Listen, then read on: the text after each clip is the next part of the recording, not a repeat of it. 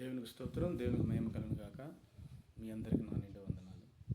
ఈ ఉదయకాల సమయంలో దేవుడి సన్నిధిలో ఉన్న మనము దేవుని వాక్యాన్ని మనం ధ్యానించుకుందాం. కీర్తన గ్రంథము 59వ కీర్తన 9వ వచనం మనం చదువుకుందాం. దావీదు ఇలాగ మాట్లాడుతున్నాడు. నా బలమా, నీ కొరకు కనిపెట్టుకొనుచున్నాను. నా ఉన్నతమైన దుర్గము దేవుడే. ఏ సందర్భంలో దావీదు ఈ మాట రాశాడంటే, సౌలు దావీదును హతమార్చాలని ప్రయత్నిస్తున్నప్పుడు, పోరాడుతున్నప్పుడు దావీదు ఈ మాట రాయటం జరిగింది. ఏ విధంగా మాట్లాడుతున్నాడు దేవుడి సన్నిధిలో ఉండి? నా బలమంతా కూడా దేవుని కొరకు కనిపెట్టుచున్నది.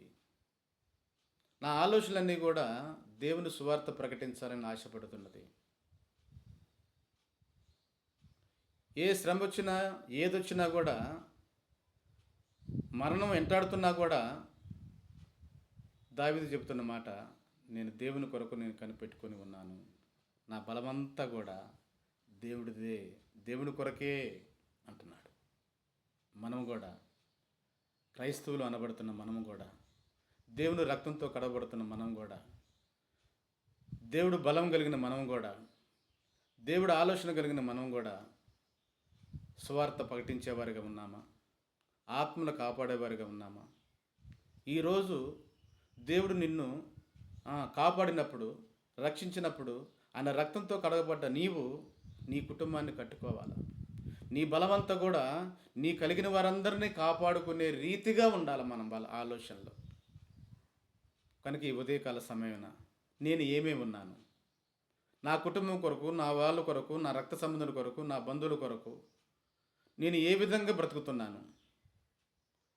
దేని కొరకు నేను కనిపెట్టుకొనిచున్నాను? ఒక్కసారి మనం ఆలోచించుకోవాలి.